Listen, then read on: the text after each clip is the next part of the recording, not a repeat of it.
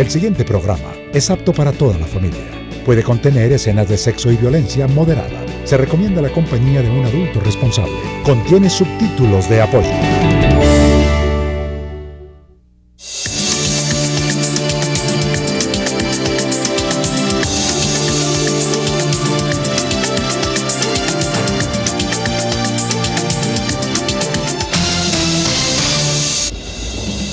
Muy buenas tardes, estas son las noticias hoy jueves 17 de abril de 2014. Los urabeños y la oficina de Envigado buscan establecer diálogos con el gobierno nacional. Comunidad donde operan estas bandas delincuenciales piden que se fortalezca dicha iniciativa para la seguridad en la región. Cuidado viajeros, Policía Nacional atenta a conductores imprudentes. Plan de choque pretende evitar accidentes en las vías. Comercio ilegal de especies de animales protegidas genera cada año unos 19.000 millones de dólares. Autoridades incrementan medidas de protección de los animales y piden a ciudadanos denunciar estas irregularidades. Vea hoy Jueves Santo en Telepaís. Monseñor Daniel Caro Borda, obispo de la diócesis de Soacha, quien rinde una sentida reflexión sobre el significado de la Semana Santa y explica cómo vive el país esta importante tradición religiosa. Telepaís, con nuestra gente al día.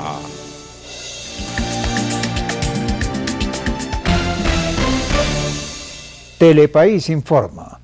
De acuerdo al Programa de las Naciones Unidas para el Medio Ambiente, la extinción de animales va en aumento en varios países, entre ellos Colombia. El comercio ilegal de especies protegidas genera cada año unos 19.000 millones de dólares. Frente al tema, especialistas exponen diferentes estrategias para la conservación de las especies. A pesar de que Colombia ocupa el segundo puesto como el país más biodiverso del mundo, este se enfrenta con la extinción de fauna, un grave problema ecológico que se da cuando todos los miembros vivos de una especie o taxón están en peligro de desaparecer. La científica María Bautista señaló que esto se puede deber tanto a la depredación directa sobre la especie como a la desaparición de un recurso del cual depende su vida, o en otros casos debido a cambios en el hábitat producto del hombre. La extinción de especies de fauna se da por lo que se llaman los factores o los motores de pérdida de biodiversidad. Está desde la contaminación, la introducción de especies exóticas y sobre todo la pérdida de hábitat de estas especies. La extinción de especies se da porque sus poblaciones se reducen a un número en donde ya no pueden ser viables. Y en este contexto, entonces, esos factores amenazan constantemente la supervivencia de las especies. La mayoría de las especies y la biodiversidad tienen, además de, digamos que funciones y procesos ecológicos, también sirven para los servicios ecosistémicos que redundan en bienestar para los seres humanos. Asimismo, listó el grado de amenaza de las poblaciones de especies que habitan en zonas específicas, que comprenden desde el excluido hasta el extinto. En 2002 hizo una primera evaluación, había 102 especies de aves amenazadas, ahora se está haciendo una reevaluación con la Universidad Javeriana, que es el que está liderando esta reevaluación de especies.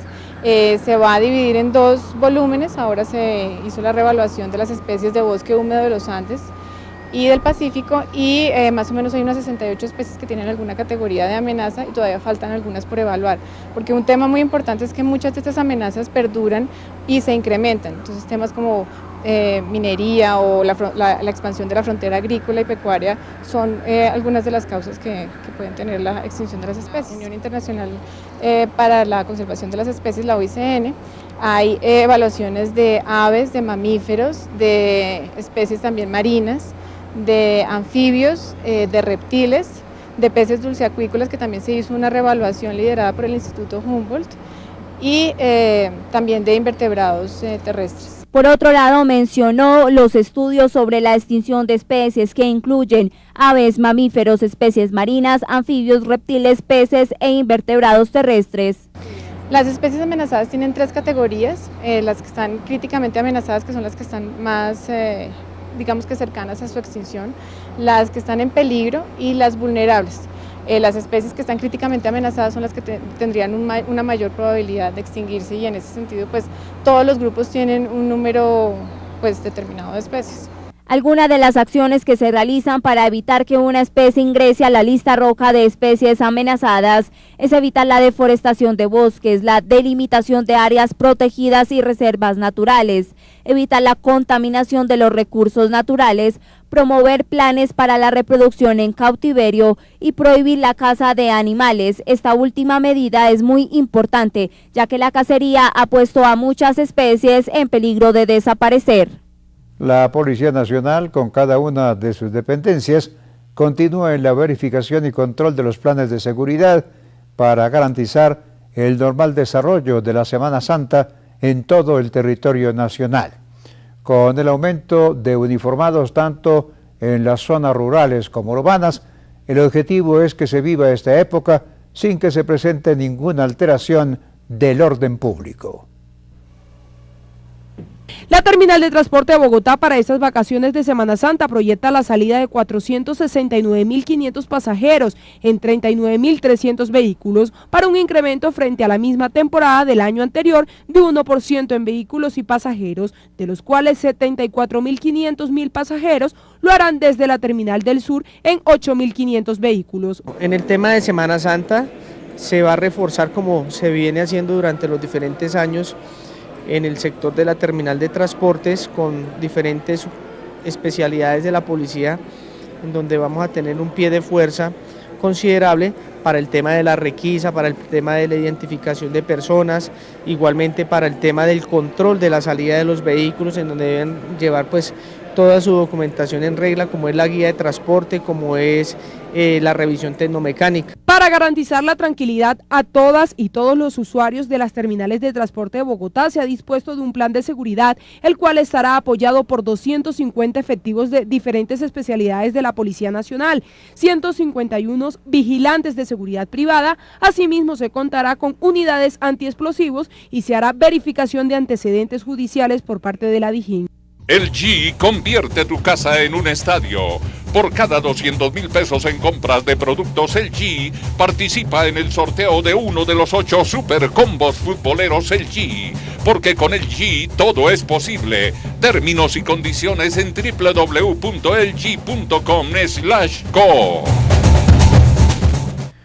El departamento del Huila ha sido por tradición un destino turístico, cultural y folclórico. Visitar sus poblaciones es descubrir el alma colectiva de un pueblo orgulloso de su ancestro. Hoy detendremos nuestra mirada en el municipio de La Plata. Ojo en Colombia.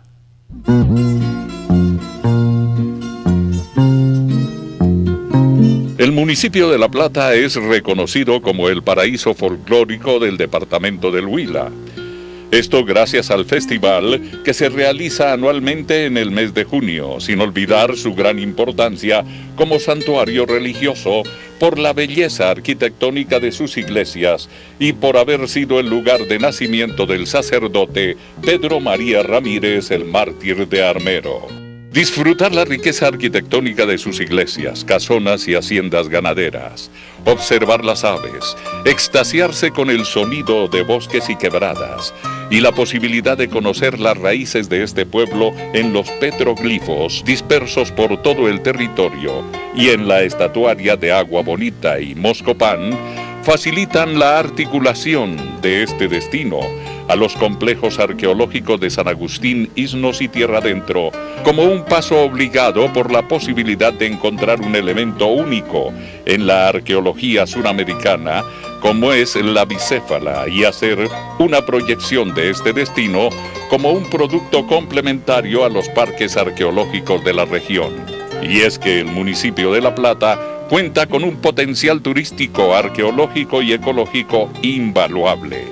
El municipio de La Plata ofrece un completo inventario, sitios de interés histórico, turístico y cultural, como las formaciones rocosas con bosques y miradores en la vereda La Morena, la hacienda La Lindosa, donde pernoctó Bolívar, el templo de la Virgen de Santa Lucía, la cascada La Azufrada, la cascada La Candelaria, los termales de San Sebastián y el Parque Reserva Natural Puracé. LG convierte tu casa en un estadio.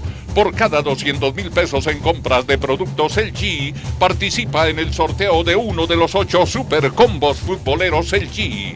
Porque con LG todo es posible. Términos y condiciones en www.lg.com/co.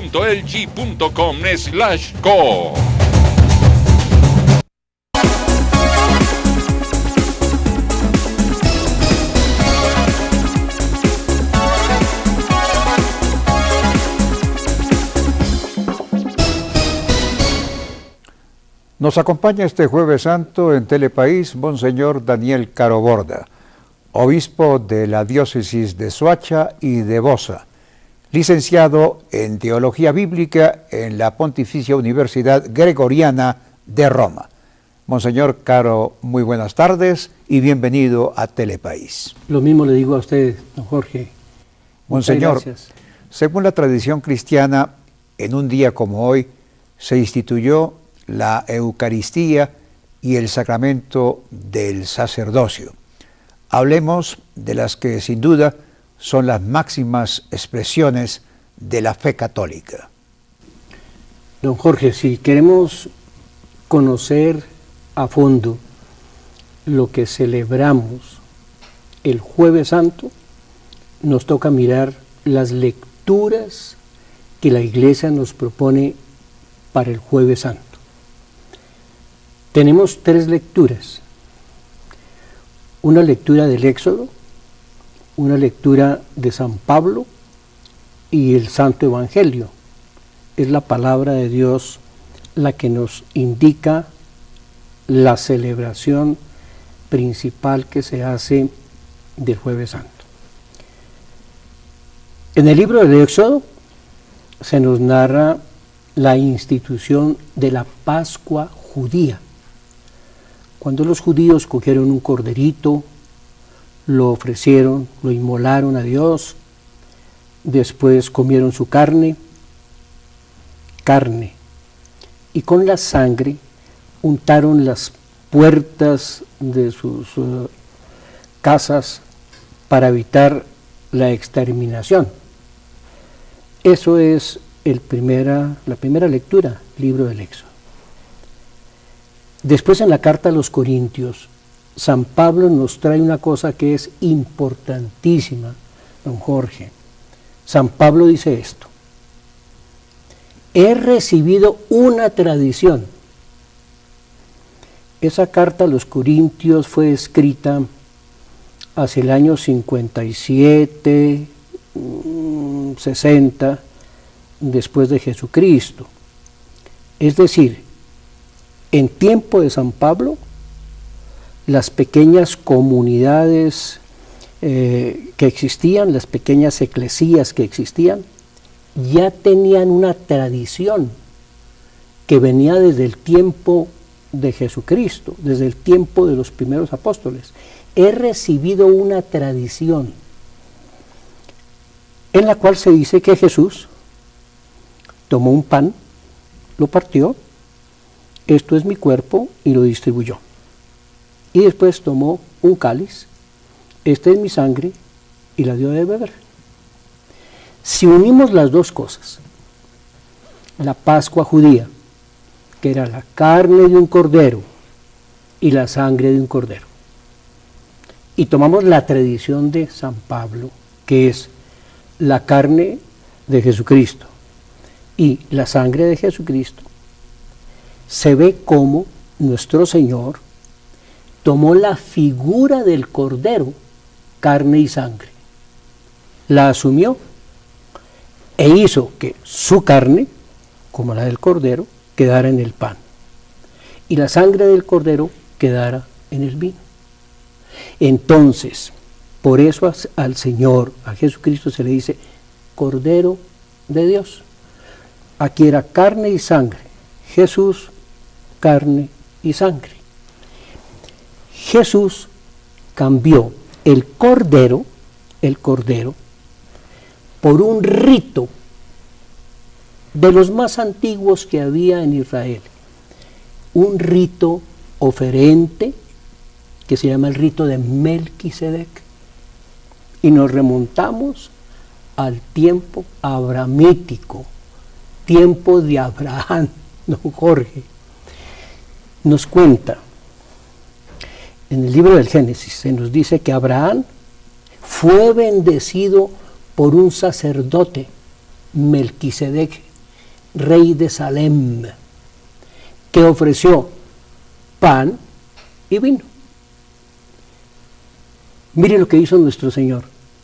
Nuestro Señor tomó el rito de los más antiguos, pan y vino, y tomó la Pascua judía, cordero. Y en la Pascua judía era la carne y la sangre. Y Jesús tomó su carne en el pan y su sangre en el vino. De tal manera, don Jorge, que cuando uno asiste a la Sagrada Eucaristía, uno no solamente se remonta al tiempo de nuestro Señor, uno se remonta siglos atrás, al Cordero Pascual, Moisés. Ahí no, otro poquito más para atrás, tiempo de Abraham, a través del rito del pan y del vino. Don Jorge, una Eucaristía son siglos y siglos de existencia y de tradición. Monseñor, en este día también conmemoramos la oración de Jesús en el huerto de los olivos. Podemos considerar este momento como un símbolo de lo que debe ser nuestro culto a Dios. Antes de responderle a usted esto, permítame que le hable unos medio minuto sobre el Santo Evangelio de la Misa del Jueves Santo. Hemos hablado de la lectura del Éxodo, de la lectura de los Corintios, nos falta el Santo Evangelio. San Juan nos dice esto: Jesús se reunió a una cena con sus discípulos. San Juan, el Evangelio de San Juan nos dice, Jesús se reunió a una cena con sus discípulos antes de la Pascua.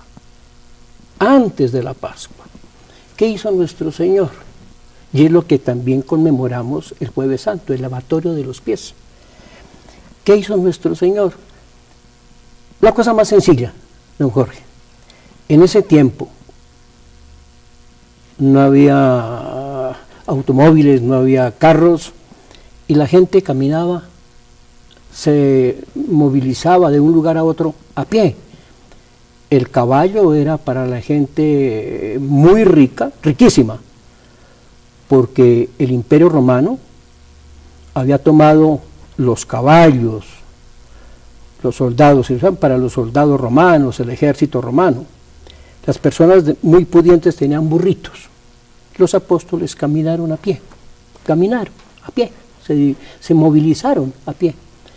Cuando uno se movilizaba a pie y llegaba a una cena, era costumbre ordinaria, lo más ordinario, don Jorge, que un esclavo, una persona del servicio, a los que habían llegado caminando, les ofreciera en un platoncito un poquito de agua, y esa agua tenía aromas. Ponían los pies, descansaban, se enjugaban los pies, eso lo hacían los siervos. Nuestro Señor, mire lo que hizo, tomó un signo tan sencillo como el pan y el vino, este otro signo, y lo volvió como signo característico y propio del cristiano, que es el servicio a los demás. Y ahí hay un aspecto muy bonito que no podemos olvidar, don Jorge. Cuando Jesús le va a lavar los pies a Pedro, Pedro dice, Señor, tú nunca me lavarás los pies. Y nuestro Señor le contesta, si no te lavo, no tendrás parte conmigo. ¿Qué es lo primero que uno tiene que hacer para acercarse a Jesucristo? Permitir que el Señor lo lave a uno. Si no te lavo, no tienes parte conmigo. Lo primero, y eso se celebra el Jueves Santo. Lo primero que uno tiene que celebrar el Jueves Santo es que el Señor me lave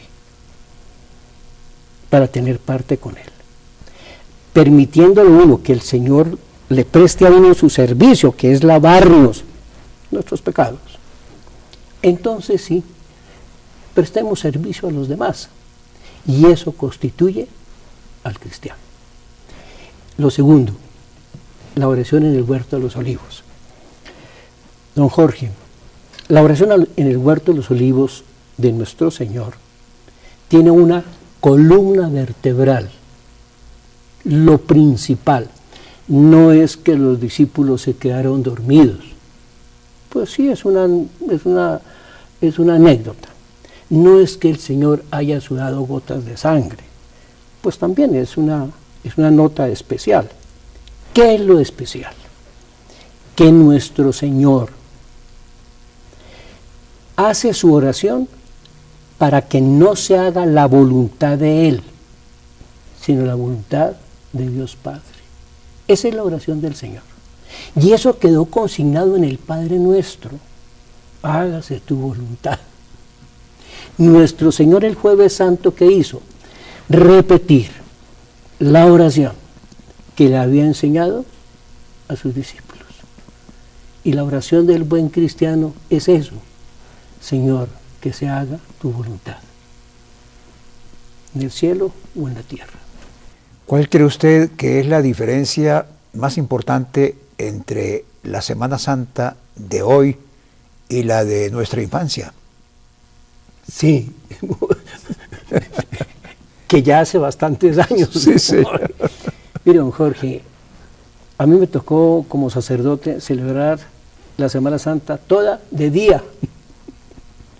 Toda de día, porque era de día. Ajá. Era de día. El rito mismo, la celebración misma, ¿cierto? Era de día. Todo era de día. La vigilia pascual, el sábado por la noche celebrábamos de día. Después vino el Vaticano II y volvió otra vez a hacer una reforma litúrgica, y hoy día la celebramos en los ritos, ¿cierto? Las ceremonias que se celebran en las iglesias, como hoy día. Yo me remonto a mis primeras parroquias, Ubaté, Susa. Cosas especiales. El Domingo de Ramos era la población entera, ¿cierto? No quedaba nadie. Y si había mercado, se paralizaba el mercado. Eso eran ríos y muchedumbres, pues como hoy día las hay, ¿cierto? Pero el Domingo de Ramos era marcante, ¿cierto? Era marcante con la palma. Y una cosa muy bonita, en el campo. Esa palma que uno bendecía, los campesinos la llevaban y la plantaban en las sementeras, como señal de esperanza, de bendición, de ofrecimiento a Dios por esa sementera, por esa siembra que iba a hacer. Y lo segundo, en la parroquia guardábamos palmas, porque para el miércoles de ceniza del año entrante sacábamos la cenicita de esas palmas. Ajá. El Jueves Santo sí lo mismo, ¿cierto? Había una tradición muy bonita, y era que para la misa del Jueves Santo mucha gente llevaba un panecito y un vinito.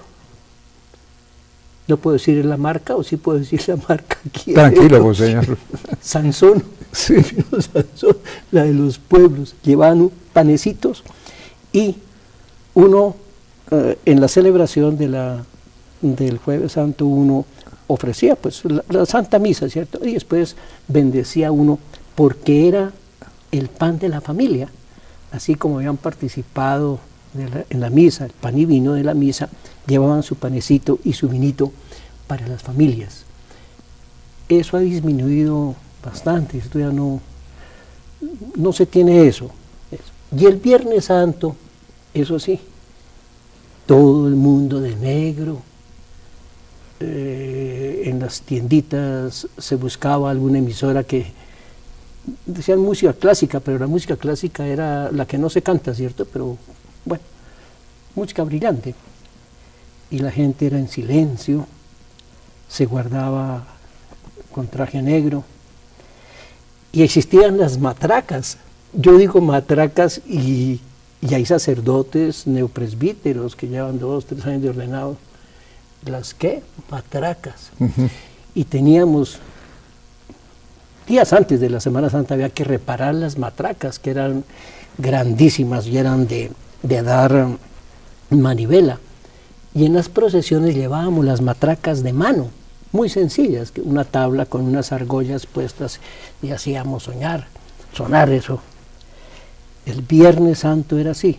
Hoy día pues no, ¿cierto? Y el sábado la vigilia sí, después fue por la noche, al comienzo era por la mañana. Y la vigilia pues de especial que yo he notado diferencia es la hora, ¿cierto? Hoy día no se puede celebrar una misa a las 12 de la noche, a las 3 de la mañana, ¿quién sale? Nos tocaría quedarnos en la iglesia hasta las 8 de la mañana porque hay un cierto temor, la inseguridad es muy grande, ¿cierto? Pero yo he visto que la devoción se mantiene, ¿cierto? No quiero, no es criticar, pero ¿cómo diríamos? La propaganda que se hace a la Semana Santa no ayuda en nada, ¿cierto? Dice, llegamos al puente más largo del año. Bueno, pues si tanto repiten puente que al fin nos queda diciendo así es un puente, nos toca irnos para alguna parte. Pues antes no se decía el puente, sino se decía los días santos. Claro. Pero se cambió el vocabulario. Pero la celebración, todas son multitudinarias y hay fe, Jorge, hay fe. Esos cambios, ¿cierto? Que son como sencillos, pero sí son significativos, marcan un poquito, ¿cierto? Sí. Monseñor, el Papa Francisco sigue dando muestras de su gran humildad. En esta oportunidad decidió lavarle los pies a un grupo de discapacitados, evocando un momento muy importante de Jesús con sus discípulos. ¿Qué opina usted? A ver, don Jorge, miren, queridos televidentes, el signo es importante, todo signo es importante, todo signo es importante. Demos un signo muy sencillo. Cuando usted me tendió la mano y me estrechó la mano, yo a usted lo había conocido únicamente por televisión. El estrechar su mano y conocerlo personalmente, para mí fue un gusto agradable, una cosa, y su benevolencia por haberme invitado a esto. El signo de dar la mano, pues, significa todo. El gusto de poder recibir su invitación, conocerlo a usted, conocer sus estudios. Voy a ser infidente, haber dialogado con su hermana, una persona extraordinaria. Todo eso quedó significado en un estrecharnos las manos. El signo es importante, pero es más importante lo que el signo significa, la significación, eso es lo importante. El Papa Francisco ha hecho un signo que trasciende, busca que ese signo, la significación, lo que significa ese signo, trascienda. Es un sacudón que se le hace al mundo entero, a las personas que manejan el poder del mundo, el poder económico, el poder social, las comunicaciones, los dineros, las industrias. El Papa quiere hacerle al mundo así. Olas, miren, piensen en los que no tienen, en los necesitados. Nosotros vemos al Papa haciendo un lavatorio de los pies a gente discapacitada, muy humilde, mujeres o niños. No, qué maravilla lo del Papa, lavó. No, pues sí es una maravilla que el Papa haya lavado los pies. Veamos es la significación. El Papa quiere decirle a la humanidad entera, miren, Si seguimos pensando en nosotros mismos y los poderosos reuniéndose pensando en los poderosos, la banca, el comercio, etc., y se nos olvida que hay más gente pobre que gente adinerada. Hay más gente que sufre que la gente que goza. El dolor del mundo es más grande que la alegría del mundo. Si los que estamos alegres no le tendemos la mano a los que sufren, ¿para dónde vamos? ¿Qué estamos haciendo? Y ese llamado que es universal, con mayor razón es para nosotros, quienes creemos en Jesucristo. El signo del Papa es un sacudón a las personas que tienen poder, intereses económicos, y los que están bien, miremos a los que sufren. Ese es el signo que el Papa quiere dar en ese lavatorio de los pies. Monseñor, pues muchísimas gracias a usted por acompañarnos esta tarde aquí en el noticiero Telepaís. Muchas gracias, don Jorge, muy gentil. Por favor, la bendición. Una bendición para usted y para todos los televidentes, en el nombre del Padre y del Hijo y del Espíritu Santo. Amén. Muchas gracias, Monseñor.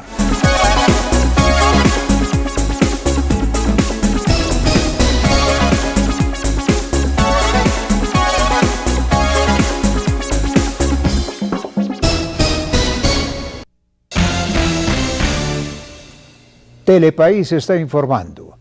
La Cruz Roja Colombiana continúa desarrollando diferentes estrategias de atención para la población más vulnerable de las diferentes regiones del país.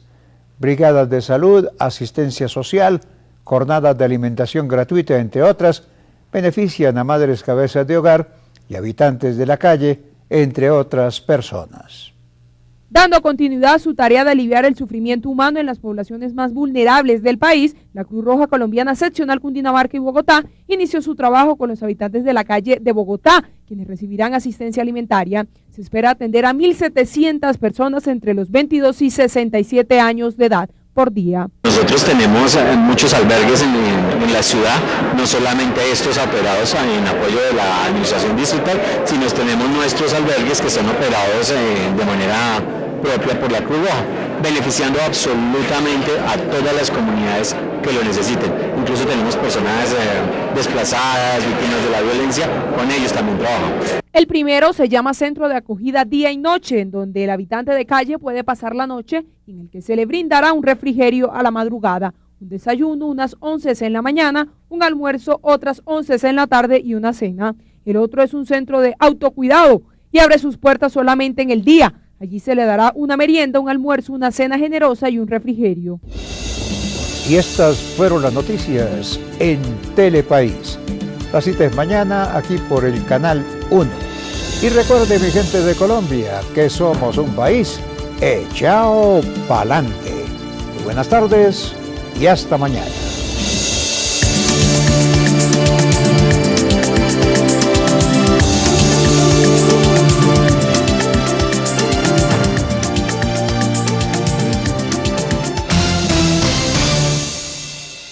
Y más o menos hay unas 68 especies que tienen alguna categoría de amenaza y todavía faltan algunas por evaluar, porque un tema muy importante es que muchas de estas amenazas perduran y se incrementan. Entonces temas como minería o la expansión de la frontera agrícola y pecuaria son algunas de las causas que pueden tener la extinción de las especies. La Unión Internacional para la Conservación de las Especies, la UICN, hay evaluaciones de aves, de mamíferos, de especies también marinas, de anfibios, de reptiles, de peces dulceacuícolas, que también se hizo una reevaluación liderada por el Instituto Humboldt, y también de invertebrados terrestres. Por otro lado, mencionó los estudios sobre la extinción de especies que incluyen aves, mamíferos, especies marinas, anfibios, reptiles, peces e invertebrados terrestres.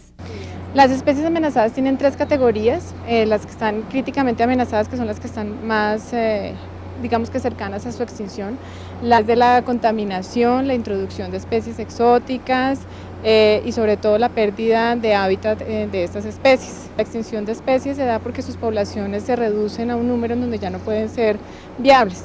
Y en este contexto, entonces, esos factores amenazan constantemente la supervivencia de las especies. La mayoría de las especies y la biodiversidad tienen, además de, digamos que funciones y procesos ecológicos, también sirven para los servicios ecosistémicos que redundan en bienestar para los seres humanos. Asimismo, listó el grado de amenaza de las poblaciones de especies que habitan en zonas específicas, que comprenden desde el excluido hasta el extinto. En 2002 hizo una primera evaluación, había 102 especies de aves amenazadas, ahora se está haciendo una reevaluación con la Universidad Javeriana, que es el que está liderando esta reevaluación de especies. Se va a dividir en 2 volúmenes, ahora se hizo la reevaluación de las especies de bosque húmedo de los Andes y del Pacífico. Programa de las Naciones Unidas para el Medio Ambiente, la extinción de animales va en aumento en varios países, entre ellos Colombia. El comercio ilegal de especies protegidas genera cada año unos 19.000 millones de dólares. Frente al tema, especialistas exponen diferentes estrategias para la conservación de las especies.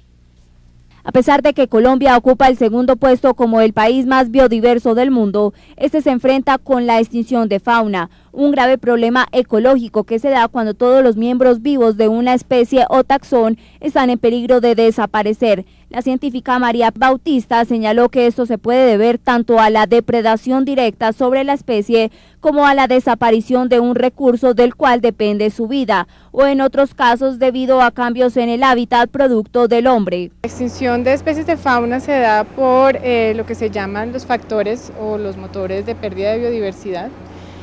Viajeros, Policía Nacional atenta a conductores imprudentes. Plan de choque pretende evitar accidentes en las vías. Comercio ilegal de especies de animales protegidas genera cada año unos 19.000 millones de dólares. Autoridades incrementan medidas de protección de los animales y piden a ciudadanos denunciar estas irregularidades. Vea hoy Jueves Santo en Telepaís.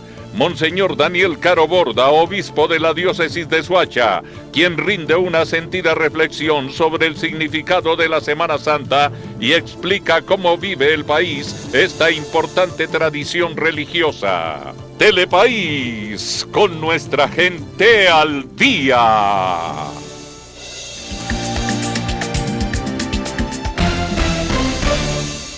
Telepaís informa. De acuerdo al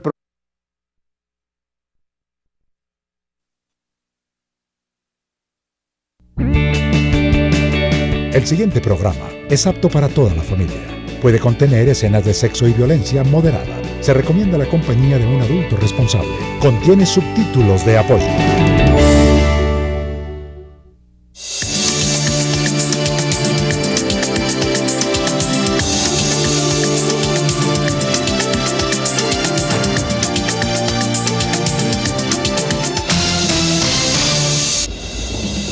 Muy buenas tardes, estas son las noticias hoy jueves 17 de abril de 2014. Los urabeños y la oficina de Envigado buscan establecer diálogos con el gobierno nacional. Comunidad donde operan estas bandas delincuenciales piden que se fortalezca dicha iniciativa para la seguridad en la región. Cuidado.